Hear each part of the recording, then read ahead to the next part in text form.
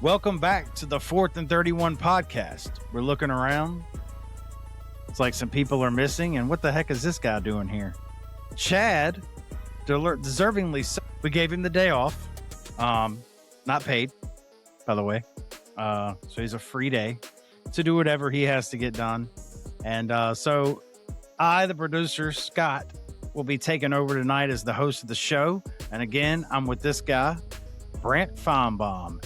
And this is Brant's Breaking Point. And boy, this show, I've been saying it. For anybody who follows me on any social media, you never know what this guy's going to say next. It's what makes it fun. We enjoy it. Especially those guys on TikTok that love to come back at him. Because Brant loves that. Brant loves your comments. Remember that, people. Remember that. We love comments here on the show. But Brant really enjoys those comments. Each and every time you leave one, he's happy. Good, bad, or ugly. And the rest of us get to enjoy it too. Anyway, before we get started with the show, I just wanted to thank everybody for being here. I wanted to thank everybody for subscribing to the channel. Don't forget, leave a like, leave a comment under the video. It helps with the algorithm of YouTube tremendously. Definitely helps the channel. So leave a like, leave a comment. Even if we're stupid, tell us we're stupid. If you enjoy the show, tell us you enjoy the show. Leave something down below. Let us know. And we're always asking for feedback. We love to hear from the mob. We love to hear from you guys. We want to hear what you want to talk about. We want to hear your opinions on everything that we talk about on this show. It's what we do. It's what we enjoy. So we want you to be involved with it. So come join us. Be with us. Talk to us. Let us know what's going on up there in your noggin. Because the Lord knows we're doing that here on the show. You all know what we think. We got some talkers here. Because I'm going to tell you right now, Coach Bo and Brant, they love to talk. And they love to give us whatever's going on when their hamster's turning. We get to hear all about it. But anyway, well, that's where we are with all that. Send out my thanks. Now, Brant, let's get started with Brant's Breaking Point. The first thing we're going to do tonight is we're going to go another top 10. Imagine that. We love top 10s here on this show. We're going to go top 10, and this is going to be one of those things where it's best 10 best atmospheres, 10 best stadiums that have the best atmosphere, right? We're going for that night game, that 7:00, sun's going down, the lights are on, the lights are flashing, the team is just amped up and ready to go. Like if you've ever been to any of these SEC teams stadiums at night, you will know, because there's not a lot of them that are bad. In fact, I don't know any of them that are bad. So that was really hard, racking my brain over how to pick the top 10. That's tough, man. I mean, there's a lot of good atmospheres in the SEC, a lot. So even if you're not on the list, understand that everybody in this league has a rock star atmosphere at night. All of them are first. I'll do what Chad did. I'll go first because you're the main event. So we'll do that. I'll start off, and I'm going with Texas at 10. Now, Scott, why would you go Texas at 10? Well, you ever seen grown adults get mad because they hate a call and then just bombard the field with trash? Go to Texas at night. It'll happen. It's almost a guarantee. And then sometimes the flag will get picked up. The flag will get picked up and Texas will win the call. It's as if it never happened. So yeah, Texas gets my number 10. Mississippi State with those dang cowbells. Coach Bo has talked about that a few times here. It's loud. They're loud. They're energetic. Ole Miss is, I'm sorry, excuse me. Mississippi State is one heck of a place to be at night. The fans are good. It's a good atmosphere. And I know they're kind of down right now, but I've watched Mississippi State do some things at night. And I really enjoy that. So they had to make the list. Now my number 8 is more of a historically great atmosphere. Maybe not at the moment. I think Florida is my number 8. And I say that to say, right now Florida's down. Now I don't think they're staying there. I'm high on Summerall. I think he's going to get Florida turned around. So I'm excited to see what happens there. But Florida, the swamp, historically has been a great place, a great atmosphere to be. Those fans bring it. That Florida's Florida, man, and I can't wait for them to get back to being a prestigious program. Then we've got number 7, Alabama. I have been to many, many games in Tuscaloosa. The atmosphere is always good. It doesn't matter who we're playing. We could be playing a cupcake. It doesn't matter. I love the atmosphere in Alabama before, during, and after games, as long as we don't lose. Because, boy, yours truly was at Bryant Denny Stadium when we lost to La Monroe back in Saban's first year. And I remember what that campus was like after that game. But we never saw that. That's a once in a lifetime deal, right? But overall, Alabama's got a great atmosphere. Man, you get it at night, those red lights are flashing. Man, it is amped. And those fans are loud, and it's an exciting place to be. Number 6, and I juggle between this and Alabama. Georgia is my number 6. Georgia, they get down over there, man. And you talk about some loud fans. You got those guys out there wearing shoulder pads with the spikes. Georgia's coming, man. Those Georgia Bulldogs, those fans, they know how to roll. Great atmosphere there in Georgia. Number 5 is South Carolina. We talked about this the other night on the show. South Carolina at night. Again, all of these are at night. You go to South Carolina at night. I don't care. I don't care what's going on. I don't care what records are. You better bring it. You better be ready to go. Because I'm telling you right now, the fans, that atmosphere, it's wild. It's wild. I love watching South Carolina play at night at home. Number 4, Oklahoma.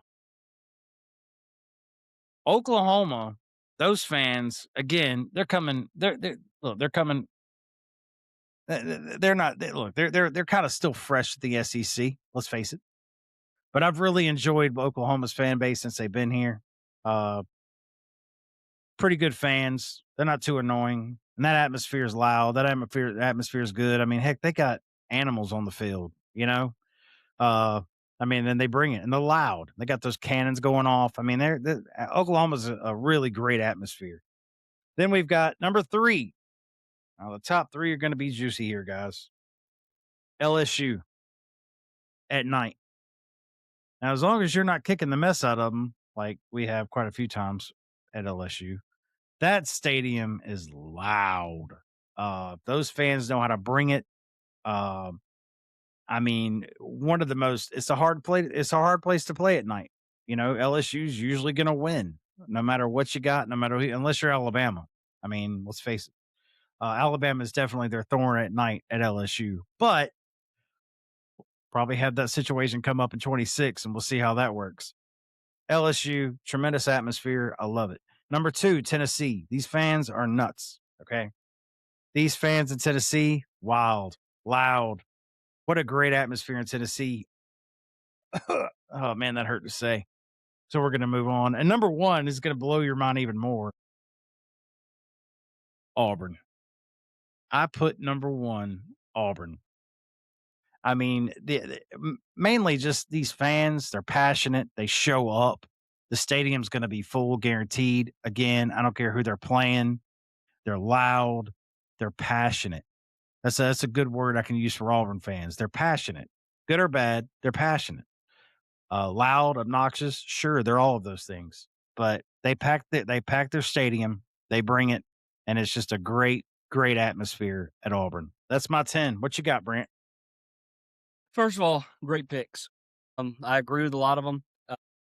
Now, I will say for the people watching, I did not have Mississippi State in my top 10, and obviously, I'm a closet Mississippi State guy when Alabama's not playing them. But I will say that stadium does get crazy.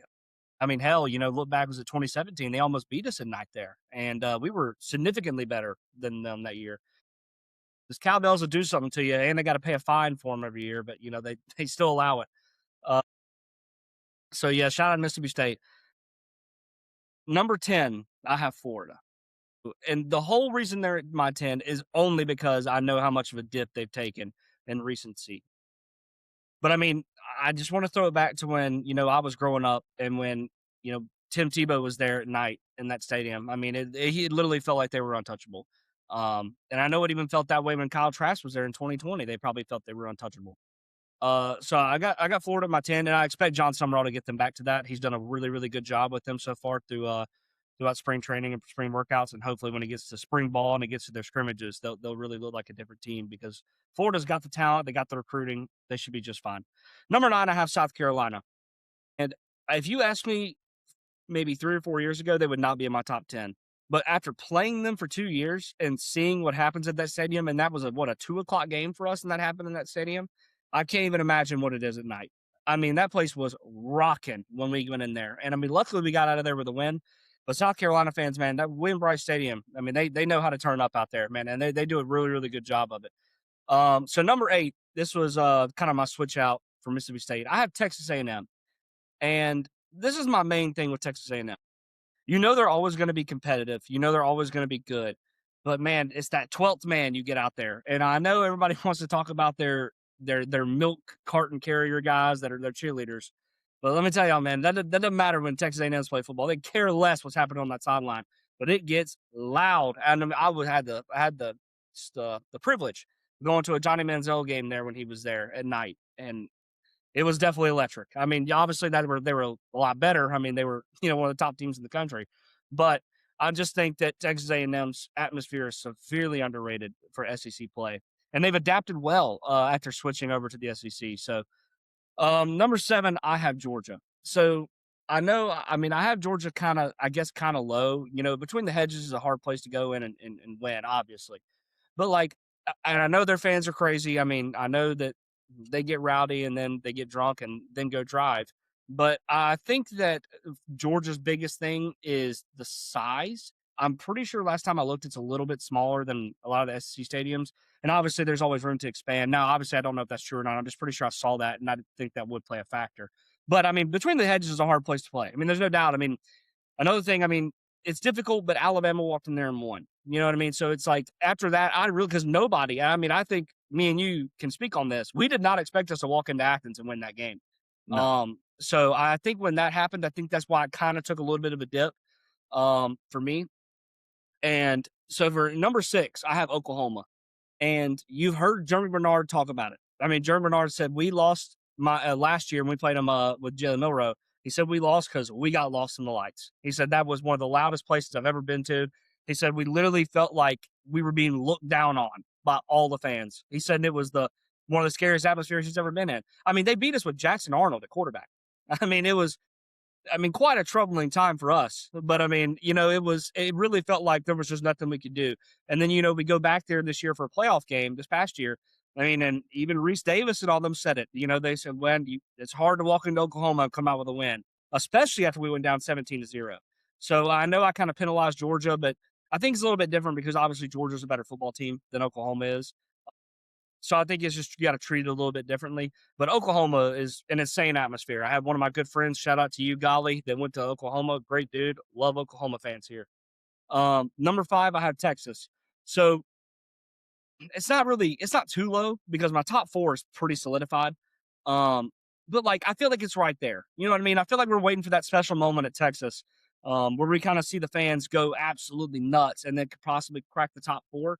It's just that I don't like compared to like my top 4, I would not rather go play in those places than Texas. I'd much rather go to Austin and play than I would any of my top 4. And Sark's done a good job maintaining that place. He's done a good job at making them really, really good. And I think this coming year, of course, Texas is supposed to be really, really good. I think that their stadium has possibility to take that job. So number 4, I have Alabama. So look, I mean, obviously I'm an Alabama alum, loved every minute of it. I know that we kind of get overlooked because everybody likes to say that we're used to winning.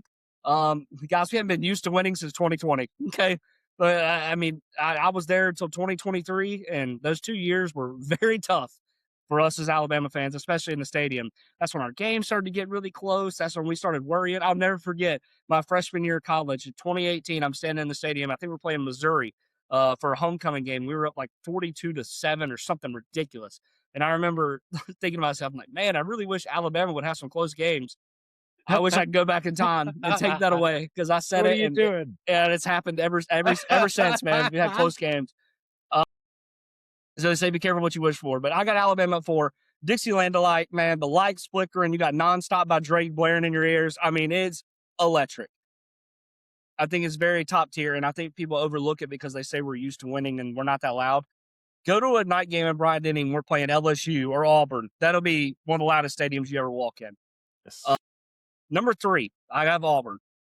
Got to give Auburn their flowers, man. And, and I've told this to Scott a million times. That is the greatest fan base in all of college football because you got to be some kind of loyal to be able to support 1-11 and, then 9-3 and then back to 1-11. Like you got to be a hell of a football fan to be able to support that 24/7, which obviously, we would if it was Alabama, but like we're just not used to it. So, I mean, I feel like it's just something that you got to like kind of roll with the punches. A lot of respect for Auburn fans because that's got to be a tough sled. But I got them at 3. Nobody wants to walk into Jordan-Hare at night. I don't care what anybody says. I don't care what any away team says about, oh, Auburn wasn't that big of a deal. We beat them by 2 touchdowns. I don't care. If somebody looks at you and says we want to walk into Jordan-Hare at night, I think they have a death wish because especially if you let Auburn hang around. If you ever let Auburn hang around, you're losing. It's going to happen. They'd always find a way. And we know as Alabama fans, especially, how scary that place is. I mean, we played them in Auburn this past year, and I think half of us went ahead and chalked it up as a loss this year. It's been 5 or 6 years since they beat us, so we kind of feel like it's due. And obviously this year they're back in Tuscaloosa, but I can tell you, if we 7 years, if we beat them this year, then we go back to Jordan-Hare next year. We'll all be saying the same thing, no matter how good we are. We will be saying, well, that's a loss. It's due. And people really overlook it. I mean, this is the greatest rivalry in college football. Alabama and Auburn is the greatest rivalry in college football. I don't care what anybody says. So I had them at 3. Shout out to Auburn fans. That's a hell of a compliment for me. Number 2, I have LSU.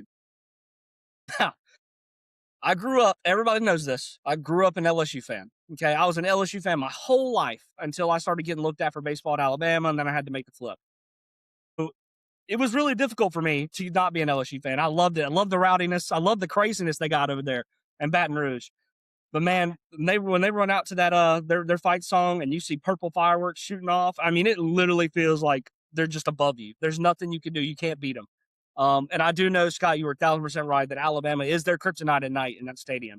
But it's just like I kind of tone that more to Nick Saban because I don't think Nick Saban gave a damn about what time of day it was. I think we just want to go out there and play football. But LSU, man, God, y'all are awesome. And I have a lot of friends, obviously, I play baseball with, travel ball with, that end up going to LSU. And they'd always beg me to come out there. Man, oh, it's the greatest place ever. I'm like, yeah, but see, I got to wear an Alabama polo and I'm not trying to get beer thrown at me. But LSU's got to be my 2. Number 1, it doesn't pain me to say it. I don't really mind this team or school as much as a lot of Alabama fans do, but I got Tennessee.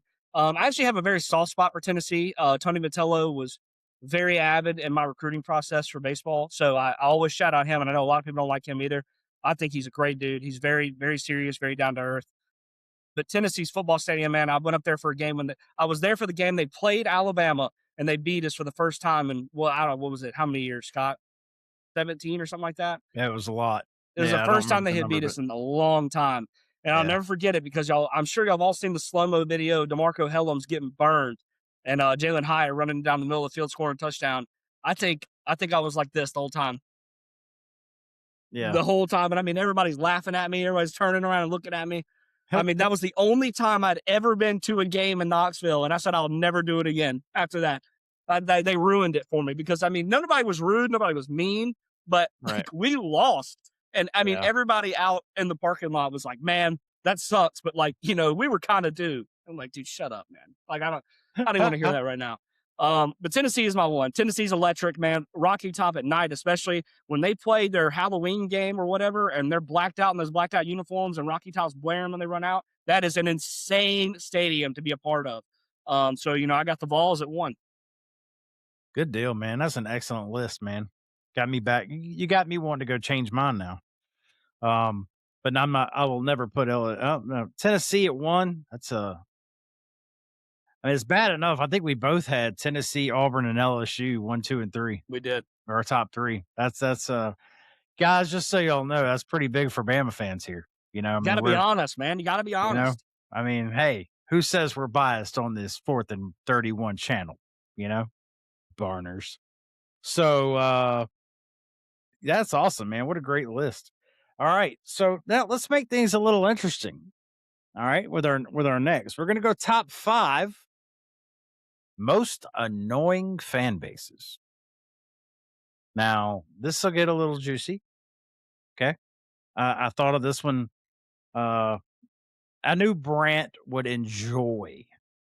I try to keep Brant happy, and I'm like, how can I feed Brant tonight? Let's feed him. Okay. So we're feeding Brant the top 5 annoying fan bases. I'm going to go first, and I'm going to start with one that's probably going to blow your mind. Alabama. Yes. I think I probably argue with more Bama fans throughout the season than I do any other fan base there is. Uh, it's rather annoying in itself.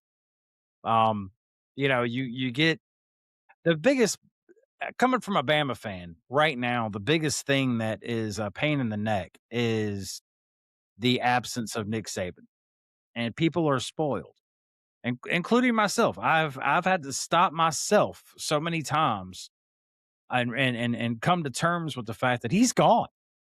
Now you love they love all the other fan bases love to tell you Saban's gone. Saban's gone. We know. We know he's gone. You don't need to tell us that. We know that every day we wake up, one of the first thoughts that goes through our head in the month of March, Nick Saban is no longer your head coach. Yeah. Okay.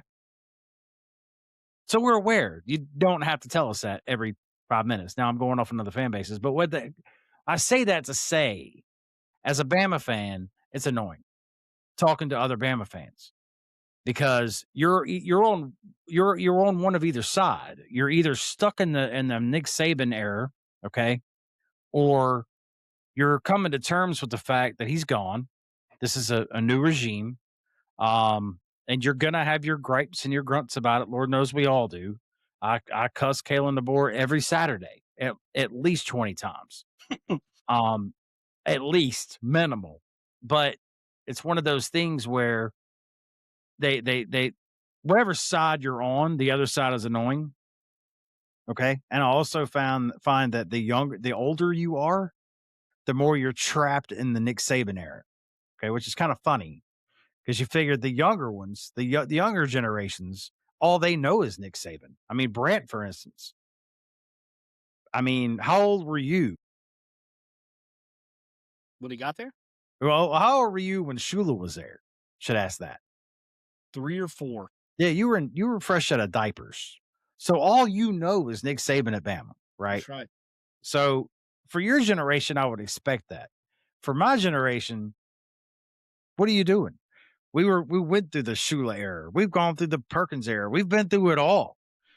And it's annoying when you're arguing with the folks on the other side. So Bama is my 5. I went on a trend there. Let's go number 4, Tennessee.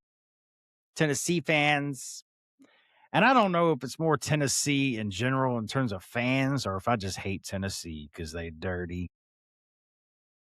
They got that orange that just don't sit with you well, you know? I don't know, but I know Tennessee fans are a pain in my neck anytime I've ever had a conversation with them. Not all of them, but the heavy, heavy majority of them are wrong 100% of the time when they discuss football. They don't know ball. Number 3, and I just spoke so well of them, Auburn. You know why I say Auburn? Because I remember the 6 in a row. I remember like it was yesterday. I remember how you acted. You don't know how to win. You don't. You don't know how because you never do. You had 6 years of greatness against Alabama before Saban showed up in town. And I have not forgotten those 6 years and the way you guys talked, the trash you said, all that crap that came out of your mouths for those 6 years. I will never forget it. The one for the thumb, the T-shirts, the posters, everything. You know what? Live it up. That's what you do. Like I said earlier, you're passionate. I get it. But I hadn't forgotten a lot of the crap that came out of y'all's mouth when y'all were winning 6 in a row. Okay? It's annoying. As I'm sure you think about Alabama with I mean, God, nobody was more thankful Nick Saban left Tuscaloosa than Auburn fans. I assure you, nobody. Maybe LSU, maybe a little bit LSU, but the majority of the Auburn fans, nobody celebrated louder than they did. Which brings me to my number 2, LSU. Go to Baton Rouge and watch a football game with the opposing jersey on. It's like going to an Eagles game wearing a Giants jersey. It's not going to go well for you. Okay, experienced it, know all about it. Those LSU fans, especially when there's alcohol involved, and now you can drink in SEC stadiums. I couldn't imagine what it's like now. Those folks are rowdy, and they get it. And I don't want to be there. I don't want nothing to do with it. Now, I can have an intelligent conversation. I actually know quite a few good LSU fans, and you can have good quality conversations with LSU fans. Just don't go to Baton Rouge with the opposing jersey on or polo. Doesn't matter. Or the color. Wear pink. Wear brown. I don't care. Wear something else. Do not wear your team's stuff in their stadium. It will end badly. I assure you. Number 1. Those Texas Longhorns. Because it's always about them. I don't care what social media site you go to, what web page, if there's a chat, it doesn't matter what it is. Texas fans literally think you're going to come in and just bow. The minute you walk in the door, it's all about Texas and the Longhorns. Okay? It's always about you. And it's not. That's why you act like you act when you get a flag thrown against you at home. It all goes together. It's the worst, most annoying fan base I've ever seen in my life. It's horrible. Now, are there good Texas fans out there? Sure. I just don't happen to know any. Send them my way. Love to meet you. That's my top 5. What you got, Brant? So, kind of in the same boat with you on a lot of these. I know I get a lot of stuff because Ohio State is my most hated team of all time. But if I have to be completely honest, I have never met a bad Ohio State fan. Now, I'm sure they exist, but I have never met one personally. Okay. So they did not crack my top 5, and everybody's shocked. You're welcome. Okay. Number 5, I have Texas. So I have Texas because I agree with you in everything you just said. It honestly feels like you're dealing with an older brother who always just going to overlook you. You know what I mean? And which it makes no sense because it's not like they really won a lot since they've been in the SEC. I mean, I know they went to the SEC championship their first year in the conference, and then obviously they got wiped by Georgia. But it's like, I just feel like Texas hasn't earned the right to be that cocky, especially after their whole Sam Ehlinger stunt, we're back stunt, and then they ended up being really bad the next couple of years. I don't think Texas should ever be bad with the amount of talent they have and the wallet that Sarkisian has. So I have them at 5. I just think that they're a little too much. Austin City motto is keep Austin weird. So, and that's what they do. So, they're my 5. It's number 4. This is my only non-SEC team. I have Notre Dame. Okay, look, man, I'm Catholic. Okay, I understand it, Catholics, but I mean, look, you weren't really in my top 5 until the 4 death threats I received, and then now you're in the top 5. And I get it. Y'all probably have the most fans worldwide. I completely understand it. But you kind of got to win something first before we can, be as cocky as we want to be. It's been a long time, guys, since y'all won something. Okay, I get it. Y'all made it to the Natty last year and then lost. But, second place really doesn't get anything. So I think that Notre Dame has always been that way. Ever since I was born, my brother was a Notre Dame fan when I was growing up. And obviously, as he got older, he switched to Alabama. But, I mean, I feel like y'all haven't done enough to be as cocky and honestly looking down as y'all are. Like, I mean, because y'all think y'all are just better than everybody. Those gold helmets, like, I don't know if they're like make your head just 3 times the size or whatever it is. But I mean, like, it's God, y'all kill me, man. And I'm a Catholic and I talked good about Notre Dame forever. And then y'all just turned on me. I don't know what happened. Number 3, I have LSU. I look, but Baton Rouge, I love you. I think Baton Rouge is one of the greatest college cities in the world. Obviously, I know that it's obviously it's hard to rank those, but I mean, Baton Rouge is an awesome place to go watch a game. And my thing is, I completely agree with Scott. I would just, I look, man, if you go to a different school and you want to go to an LSU game, I highly recommend you just biting the bullet and putting one of their shirts on, because if you don't, you're going to be the butt of every joke. You're going to get all the beer thrown at you. You're going to get shit talked till you can't take it anymore. And then you're going to swing, and then you're going to go to prison, and it's just a whole snowball effect that you don't want to deal with. So just don't go. Let them have their stadium and let them have their time. Let them have their 9 a.m. crawfish boils, okay, on a game day. You mind your own business and stay at the house. Okay, don't do it. And you won't be sorry. So number 2, I have Auburn. Here's my thing. Look, you just heard me talk really good about you, but there's a line. There's a line between loyalty and just straight up, I mean, just being dumb. Okay, like the whole, Auburn's going to be really good. We got Alex Golish, like we got half the South Florida team. Like we're going to be really, really, really good, and like that's fine. But there's a line between like, oh, dude, we're winning it all. And like we got our guy. You know what I mean? We got our guy. That's our favorite thing. We got our guy. As I hear it with Yeah. basketball. I hear it with basketball all the time. Like, oh, this is our year. We got Tahad Pettiford. Dude, y'all are on the bubble right now. Like, yeah, but if we get in, we're gonna win the whole thing. Okay, like, Right. all right.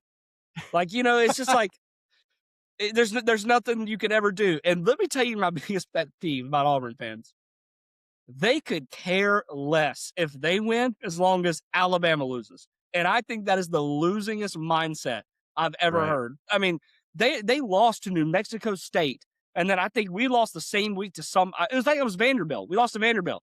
And the first thing I hear when I walk in the bar is, man, y'all lost to Vanderbilt.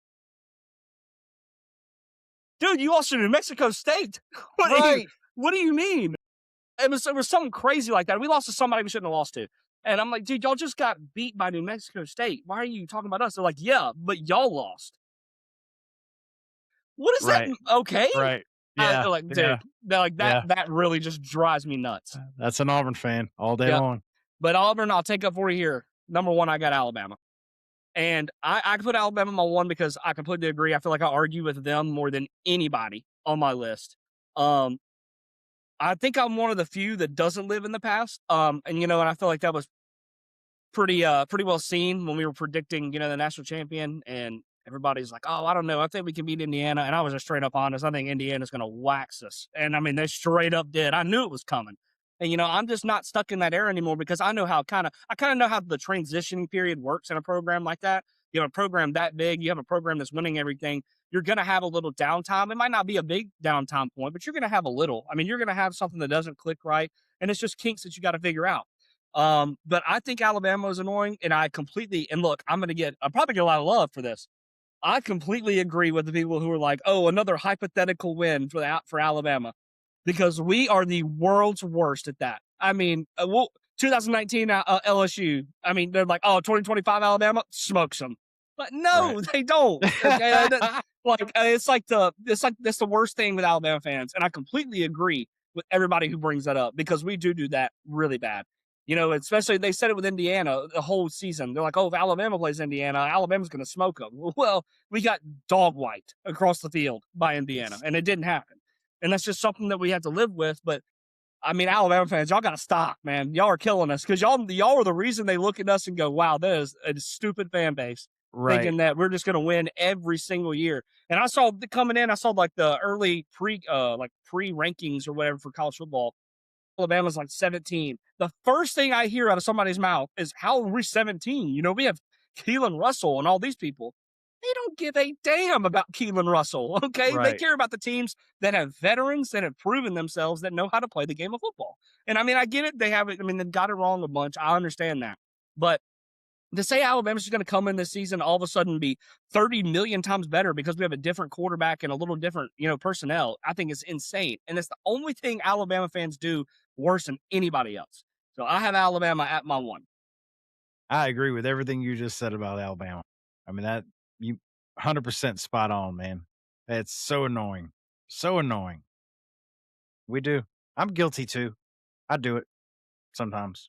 I usually catch myself though when I start doing that, especially Alabama would beat them, or you take that, it's a 2015 team, probably the best team I've ever seen in my life at Alabama. Yeah, 15 would have beat them. Shut up, No, they shut wouldn't. up, shut up. You know, Mhm. yeah. So no, 100%, man. Love that list. I even loved your order. That was great. I love that I had Alabama 5 and you had them 1. It's awesome. Mhm. Uh, all right, man. Well, we're gonna have a little fun with the last segment on the show. Came up with this literally right before we hit record. The greatest sports team of any sport of all time. And I don't see how anybody's gonna argue with me. I mean, who's gonna pick anybody but the 95, 96 Chicago Bulls? I mean, Jordan, Pippen, Kukoc, Steve Kerr. I mean, these guys literally ran through everybody they played. I mean, just ran through everybody they played. And I don't watch NBA much anymore. I don't. NBA is kind of falling off. And I can't get into it. But I tell you what, man, if it was on back then, I was watching. I don't care who was playing. But I certainly watched every Bull game. Every Bull, if the Bulls were playing, I was watching. I was in front of a television watching. Um, Absolutely loved it. But that undoubtedly, this was a hard one for me because there were a few honorable mentions that I won't even get into, but I don't see anybody. I mean, they had the record for a long time before Golden State came out of nowhere, but like they didn't win a national title. You know what I mean? They didn't win a championship, I should say. Chicago Bulls, 95, 96, undoubtedly. Brant, who you got? So, my pick was yours. It was 95, 96 Bulls. I mean, it was, obviously, I'm gonna have to go a different way just so we don't agree, but, it's the rotation factor you had, with Kerr, and you also had Roman Harper coming in and out. Yes. You had Kukoc with Rodman, and then you had, your Pippen and your Jordan, and I just felt like that's kind of I mean, is about as unstoppable as you can get. Right. Now, obviously, I kinda gotta go a different direction, and I appreciate the Bulls 72 and 10 is nothing to be, nothing to be fret about. I mean, obviously, they go and win the title. I have the 2016 Golden State Warriors. I mean, granted, they're both basketball teams. 73 and 9 from the Warriors. Curry, Clay, Harrison Barnes, Draymond Green, and I think it was Bogut, might have been. 73 and 9, smoke everybody they play. The greatest shooter of all time on their team, dicing it up with Clay. And I know they kind of did well in the playoffs, and then they run into LeBron and the Cleveland Cavs, who they had down 3-1. And then I mean, look, it's just sometimes, man, it's just you just weren't meant to win. And I mean, LeBron Right. reverse sweeps or reverse you 3-1 and ends up winning the series, winning them another championship. But I mean, just the sheer shooting factor of that team scared teams so bad that they had to play him on the 3-point line. I mean, Steph Curry is at the freaking logo and he's got a guy on him. And they're like, oh, I mean, let it, go ahead and back up, let him come forward. No, because he's gonna make it. I mean, I have never, and this is why I know a lot of people say Jordan is the greatest shooter of all time. He was before Steph Curry. Okay, Steph Curry. I mean, dude, anybody that can pull up from the half court, the little logo half court, and just make it every time because you're nobody on him. I mean, it's crazy. I mean, that's just something that's irreplaceable, and it's what's won him so many championships. Um, and obviously, everybody wants to talk about other players, in their primes when it comes to being a point guard, and everybody loves Magic, and what he was able to do, and everybody loves Isaiah Thomas from the Bad Boy Pistons. But I mean, Steph Curry, man, is just a freak of nature. I don't think anybody's going to touch him for a very, very, very long time.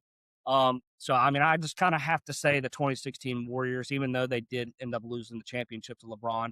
But I mean, at that point, man, it's just fate. You just weren't meant to Yeah. win. Right. Good. I love it. I love it. I love your favorite team. And I'm not gonna argue. I'm an MJ guy, but I mean, Well, I mean, that was my pick. I just couldn't pick the same I thing as you. but I'm telling you right now, your boy can shoot. Undoubtedly the best shooter I've ever seen. Sorry, I stole your 95, 96 Bulls. It's fine, man. Uh, but I mean, hey, the greatest of all time. That happened to also have one of the greatest of all time in all of sports on their team, MJ. Um, All right, guys. Well, I guess that's going to do it for tonight's show. Brant, you got anything you wanna talk about before we head out? I'm all right, man. Stay hydrated. Stay hydrated, drink water. That's my boy. All right.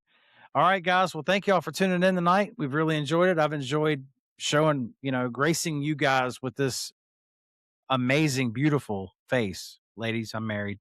Okay. Um, come back next week. We're gonna have a great segment coming up. We're gonna do a GOAT debate, right? We're gonna take about 16 players in the first round, and we're gonna have Bo and Brant go at it and debate that player to move on to the next round. And it's gonna be pretty exciting. We've got a great this 16. They're pretty decent, and I'm excited to see how this goes. And I can't wait to watch these two go at it, debating on who's going to go to the next round for the first. Here, that'll be next Wednesday, excuse me. And Bo will be here on Monday, following up his segment he's doing on new hires this week. It'll be the ACC and the Big 12. Thanks again for watching the show tonight. We look forward to seeing you on the next one.